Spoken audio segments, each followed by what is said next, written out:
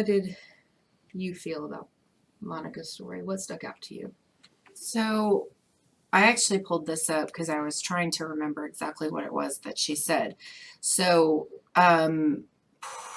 probably like 5 or 6 months before we got pregnant, Dawn, actually, the person I just read the letter from, she actually, we talked about going back and forth a lot about all kinds of things about this concept of getting pregnant and what it would mean and worries that I had about family members at the time and just all these different things. And she sent me this, ironically, on a system that we used at work. And as soon as she sent it to me, I copied and pasted it in my Evernote that I have for my baby names.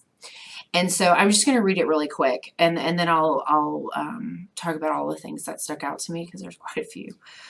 This is what she said. So this is in reference to control. When you were reading the bit, that's kind of what made this pop into my head. So you'll spend 40 weeks or so carrying, growing, protecting, and loving this perfect being with little control over any of it. So do what you want where you can. Make this what you and Rick, so your partner, want and think is best. Enjoy the planning and dreaming and pondering just between you and the people you want to be a part of this for as long as you want. Once you open it up to the world, everyone has an opinion. So I actually brought this up recently because it was relevant to another conversation, and she couldn't believe that I saved it, but that is probably the most influential piece of advice I was ever given. And that was before I'm pretty sure, like, it was either right when we first started trying or maybe right before, but it's so true. So, Monica talked about her birthing plan, and I remember everyone asking me, which is why I thought it was kind of ironic. So in her letter, she put needed in quotation marks, which I think is important to what she was trying to say. But I had constant questions about if I had a birthing plan. What is your plan? What is your plan? What is your plan? So I was surprisingly laid back during my pregnancy. I am more than surprised that that was the case, especially for a first time soon to be mom. So I went to my OB and I just outright asked her, I was like, look, everyone is saying I need a birthing plan. Do I need a birthing plan? And part of the reason that we loved my doctor so much is how real she was and how very, like, almost cutthroat honest she was about anything that you asked or said. And I don't mean that in a demeaning or a condescending way. She was just very matter of fact, especially if you asked questions. So she told me, she said, do not waste your time with the birthing plan. And it's ironic because the reason that she gave for not giving one is pretty much what Monica said at the end of her letter. She said, because here's what's going to happen. You're going to come up with all of these things that you want based on things you've read, based on what you think is going to happen. And you never know what the circumstance will be. And I never even really thought about what I would put into one. I always knew I would take as many drugs as I was allowed to have. I think my only thing that I was only like slightly remotely concerned about was I told my doctor I didn't want students to be a part of it because sometimes the hospital that both of our kids were born at is a teaching hospital. They teach and they have students all the time. And my doctor is notorious for having students with her when she delivers babies. And I told her that that was really my only stipulation was no students. And that's because that I'm fearful of that. Like it freaked me out. So I said no. Anyway, so but yeah, she told me, she said, you don't want to have a birthing plan, and here's all the reasons why. And a lot of the stuff that she said made so much sense because everyone tells you what you're supposed to be doing. And then it's like, I almost did. I almost went through this trouble of like looking up what birthing plans were like. What am I supposed to have in it? Is there a special font? Like all these things. And my doctor was like, no. Don't do it. And I'm glad that she didn't because technically my labor didn't go the way I thought it was going to go either.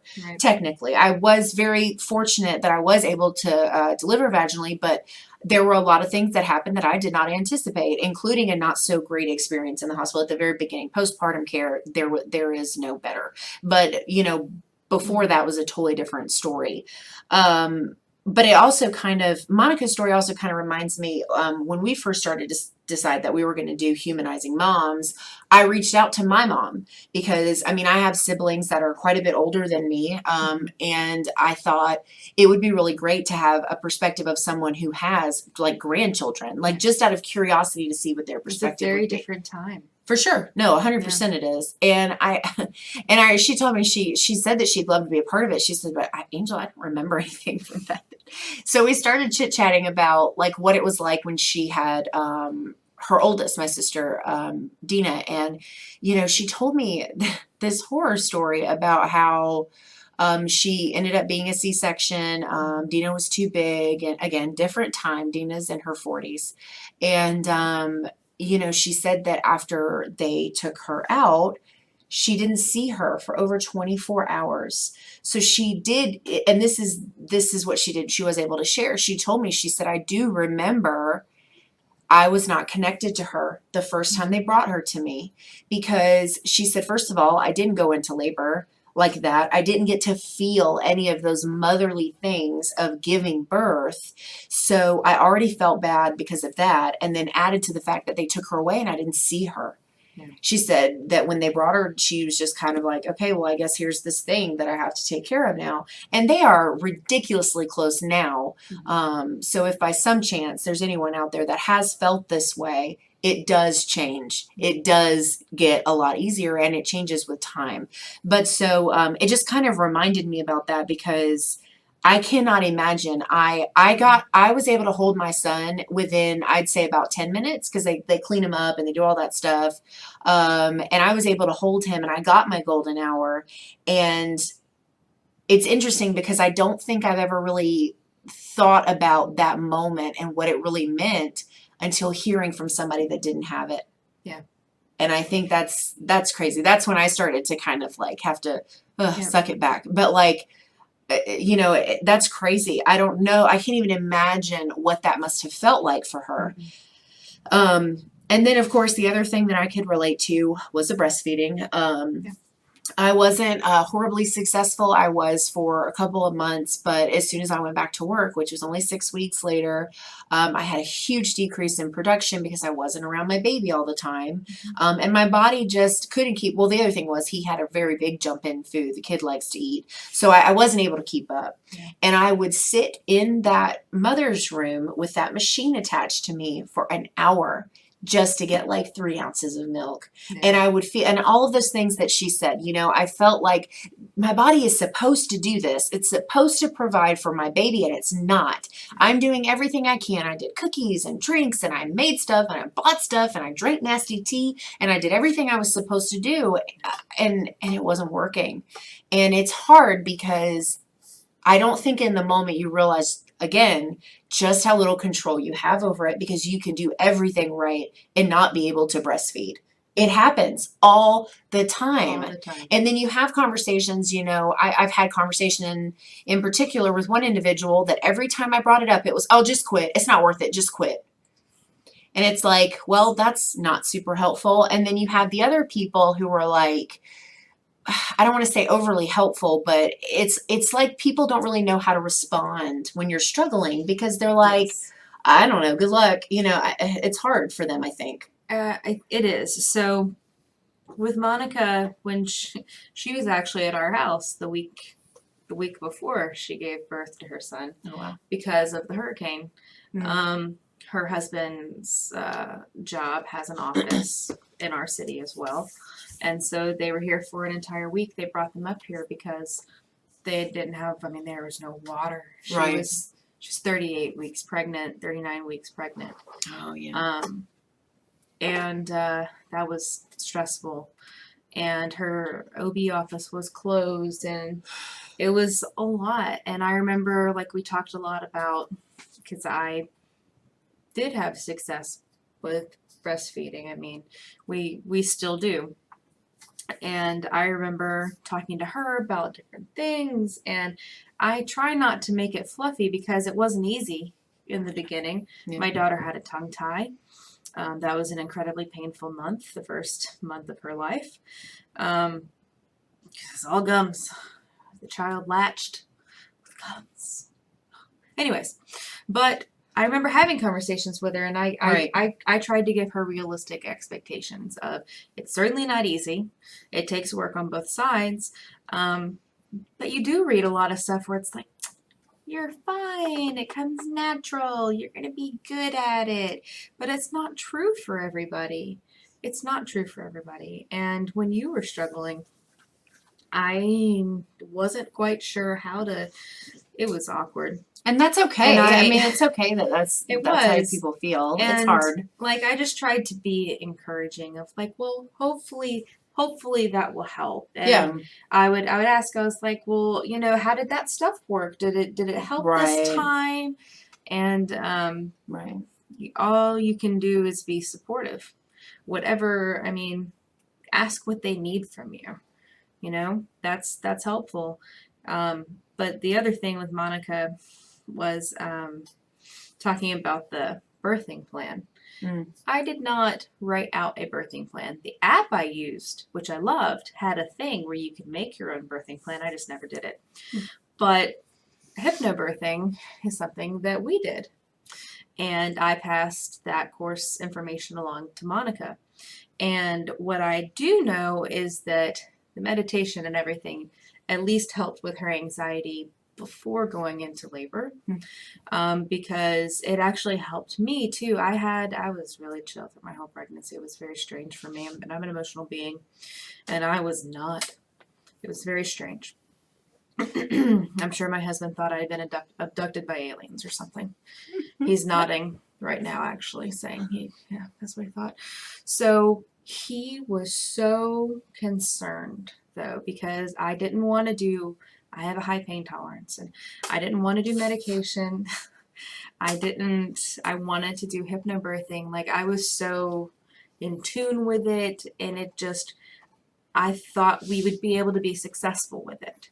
And I remember talking to one of the midwives, and um, and he finally expressed his feelings to her that he was worried that if it didn't go the way I wanted it to, that I would be disappointed, I would feel like a failure. And she looked at him and she said that there's more than one plan, that we will go through plan A, B, double Z. We will get your baby here and we will work with you and everything will work out and be as calm as we can make it, and your child will be here and happy and healthy. And that's the ultimate goal, that we don't have to write a plan out to have a plan in motion. That's what they are there for. They have delivered who knows how many babies, Yeah, especially and there. right, especially at the hospital that we delivered in. And but I didn't get to go through plans A through double Z because I developed preeclampsia in the last 2 weeks of my pregnancy. And so our baby was born at 38 weeks through a scheduled C section. And I was okay with that though, because I had time to prepare. That was one of the things that in our hypnobirthing class she talked about was if it doesn't go the way you want it to, you hope that it will. She never says want. If it doesn't go, and I think that's something that I like to pass on to people, and I kind of keep in my mind about all kinds of things now, is if it doesn't go the way that you hope it will, that's okay, because your baby's still going to be here. You're still going to bring that child into the world. And if it's through a C-section, that's okay, because you did everything that you could. Yep. And then the doctors took over from there. And that is okay. And that is something it is okay to tell people. Like, it really is okay. I mean, I know it's a struggle with different, especially if you don't expect it. And it's all different, and unlike your mom, at our hospital, they bring the baby to you while you're still on the table. In fact, they even brought the curtain down Oh, right. right after they pulled her out. They pulled, excuse me, there's like a 2-layer. They pulled the blue layer down and they held her up for us. And my husband's super squeamish. He looked, and I don't think he regrets it at all that he looked. She was gross and covered with blood. It was great. But I never saw my kid like that. No. They had, because of the way that I'm sitting. Right. I never saw anything, thankfully. But I did, No. the first thing I did ask Rick was, he came over and I've been up for however long and hadn't eaten in however long, and I'm exhausted and just glad it's over and that the baby is safe and I'm alive. And he comes over and I said, "Is he cute?" That's the first thing I asked him, and he said, "He's cute." He's cute. And he's very cute. So, Yeah. It's really sometimes it's more eye-opening when you know somebody so personally I bet. and they go through that kind of situation, because you feel as a friend and as a mommy support, you feel helpless. Like, what do I do? What can I do to help? Especially not being in the same place. Especially not being in the same place. And what you can do is you can be there however you can. If it's through Facebook Messenger, if it's through text messages, phone calls, however, like, you can just, even if they're not reaching out to you every day, you can still just be there, check in with them, say, how is today? You know, how are you today? How is the baby today? But like, one day at a time, how is today? And just be there however you can, because more than anything, moms need support, especially when they've been through traumatic experiences. Like, that was Yeah. I can't imagine. I mean, I had my experience in the first part was a little rough, but it was nothing like that. No. I mean, and we've talked, I pushed a little longer than I should have, and I was in labor for longer than I probably should have been, and there were all these things, but I can't imagine. Yeah. And when you're in the process of trying to have a baby, whether you're C-section or vaginal birth or whatever, it's this weird, I don't want to say you're in limbo, but it's like you're in your body, but you don't have any like say over what's going on, and that makes it harder, because then there's all these things not going your way, and it seems it's overwhelming. Yeah, and then like in Monica's situation, do you know how hard it is to break a water? I'm asking you guys. Do you know how hard it is to break a I've water? heard stories about that hook. It's hard to break a water. That's so ridiculous. How, like, we'll leave it there. It is really difficult to break a water sac. It is not meant to be broken easily. Okay? No. And that is something that's not in your control. It's not something you should ever have to be fearful of either, though.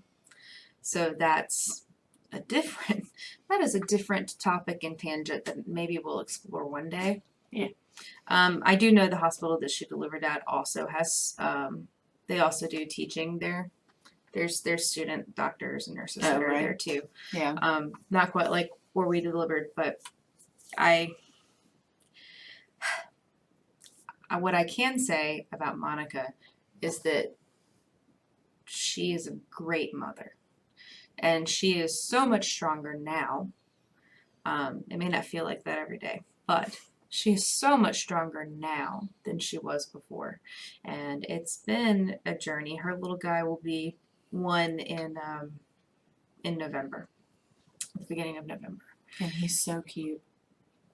So cute. We make cute kids, y'all. I mean, we just have really cute kids in our close group, but we just can't help it. Yeah, I always tell people now, I'm like, there's probably people who hate me from high school, and they can talk all the trash they want, but they can't say my baby ain't cute. I mean, no mom blinders or anything. No, but I definitely a huge thank you to Monica for sharing that with us. It was, somebody needed to hear it. Somebody needed to hear that somebody else went through a situation like that, because they've been through a situation like that. And we are so grateful to her for sharing that, and to Dawn for sharing that. Yeah, absolutely. Absolutely. It's not easy stuff to talk about. It's really And it not. doesn't matter on what level I mean, even just body image, like if you feel like that's, you know, somehow less, I mean, it's all hard, Mhm. especially like when you're not, when you've never felt these things before, you've never had to deal with them before. Yeah. And unfortunately, like most things in life, you know, being pregnant and having babies, there's this certain picture that's painted, and unfortunately it is horribly wrong. And it just everybody is so different. Every pregnancy, every baby, it doesn't matter if you have one kid or 10 kids, it's all different. It's all different. Absolutely. And if this is something that you guys enjoyed, um, and you would like to continue to follow us and learn more about our mom friends and humanizing them, then definitely, you know, hit the like button, subscribe. If you hit the bell as well, it'll let you know when we upload the next video. We are on all the social medias. Check us out. We post daily. And we are glad that you're part of our village. And we look forward to seeing you next time.